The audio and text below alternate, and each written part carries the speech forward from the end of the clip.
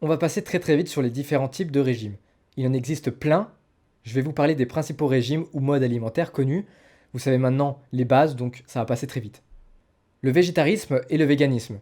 Le régime végétarien est un régime qui exclut les protéines d'origine animale, que ce soit pour des raisons de santé, d'environnement, de cause animale. Ce régime se différencie du véganisme pour sa flexibilité. Il existe plusieurs variantes du végétarisme, ceux qui ne mangent pas de viande, mais le poisson et les œufs, ceux qui ne mangent pas d'animaux qui ont été tués, mais qui mangent ce qui a été produit, par exemple les œufs ou le lait. Pour les véganes, par contre, on ne mange rien qui a trait à l'animal, ni ce qu'il produit, ni la viande, ni le lait, ni les œufs. Ces protéines animales sont donc exclues au profit de protéines végétales, telles que le soja, les légumineuses ou encore les céréales. On a vu dans la vidéo des protéines que si vous diversifiez vos protéines végétales et que vous en mangez en bonne quantité, il n'y a pas de problème. C'est à vous de voir ce que vous aimez et défendez. Le régime cétogène.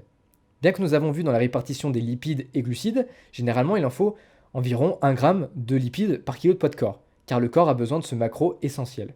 Les glucides peuvent être produits à partir des protéines et des lipides. C'est pourquoi un régime est né où l'on diminue ou même supprime les glucides à l'instar des lipides. C'est un régime très riche en bons lipides et très pauvre en glucides, de l'ordre de 30 à 50 grammes de glucides par jour. Vous vous demandez comment le corps peut réagir alors qu'on a vu dans la vidéo sur les glucides que ce macronutriment est le carburant du corps et notamment du cerveau. J'avais dit que j'allais en parler et bien qu'on va pas rentrer dans le détail, il faut savoir que le cerveau utilise certes les glucides et particulièrement le glucose comme carburant, mais s'il est amené à en manquer, c'est un autre carburant qui prend le relais. Ce carburant s'appelle les cétones. Les cétones, ce sont des molécules que l'on appelle aussi les corps cétoniques. Lorsque le taux de glucose est bas, le foie synthétise les corps cétoniques à partir de graisse, les acides gras. Les corps cétoniques peuvent contribuer jusqu'à 60% des besoins énergétiques du cerveau. C'est particulièrement intéressant en cas de jeûne, notamment lors du jeûne intermittent ou de famine.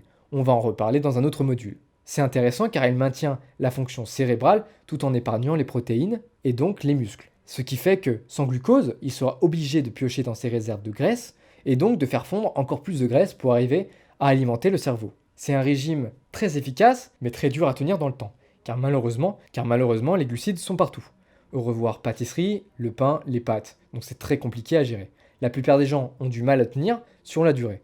Mais sur une période courte, les régimes cétogènes, bien exécutés, peuvent faire ses preuves. Maintenant, les régimes hyperprotéinés. Je ne vais pas dénoncer le nom de tous ces régimes que la plupart connaissent, je pense que vous savez de qui je parle. Les hyperprotéinés, c'est tout simplement des régimes où la protéine, qu'elle soit animale ou végétale, est la base principale de toute l'alimentation. Bien que les protéines aient essentielles pour l'organisme, comme on l'a vu, ça reste qu'à total calorique égal, le régime hyperprotéiné joue sur la restriction puisque vous n'aurez plus de place pour des glucides ou des lipides.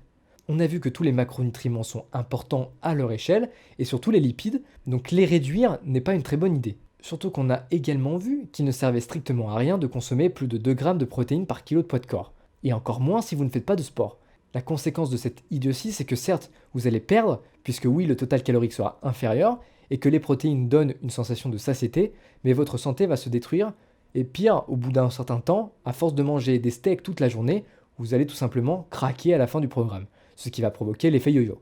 Tout le monde connaît l'effet yo-yo, mais physiologiquement, le corps manquera de macronutriments, ce qui va favoriser la perte de contrôle suite au régime et une reprise de poids encore plus rapide. Finalement, en plus, vous n'aurez absolument rien appris. On va parler maintenant de tous ces régimes à base de points. Effectivement, là aussi, vous allez perdre. Mais on va dire que là, ça a le mérite quand même de vous donner des indications sur ce que vous mangez à base de points. Vous avez un nombre de points à manger dans la journée. À vous de les répartir comme vous le voulez. Il y a 2 problèmes à ça. La première, c'est qu'en sortie de programme, ça sera retour à la case départ. Et deuxièmement, c'est que les créateurs du programme ont tellement peur que vous appreniez la réalité sur les bases de la nutrition qu'ils ont créé un système de points qui correspond aux calories. Mais c'est un système de points que vous ne pouvez utiliser que chez eux. Aucun paquet d'aliments au monde n'a un système de points au dos. Donc, vous êtes contraint à ne jamais comprendre, et ça c'est très malheureux. Donc vous êtes contraint à ne manger que chez eux. Finalement, je vais parler des régimes à base de liquide. Soupe, tout ça. Je pense que vous commencez à comprendre, c'est bien à la limite pour les micronutriments et encore, mais vous n'aurez rien de solide et vous ne contrôlerez absolument rien. Sur le long terme, c'est juste infaisable. Bref, il y a plein de régimes, plein de façons différentes pour vous attirer. Certains régimes sont honorables, d'autres très intéressants, mais la majorité totalement inutiles. Vous êtes sur le bon chemin, vous avez enrichi vos connaissances, maintenant c'est à vous de jouer. Ne cherchez plus la recette miracle puisque vous l'avez ici devant vous. C'est le secret ultime, donc faites-en bon usage et faites-vous plaisir. On va finir ce module avec la prochaine vidéo, et pas des moindres, les micronutriments.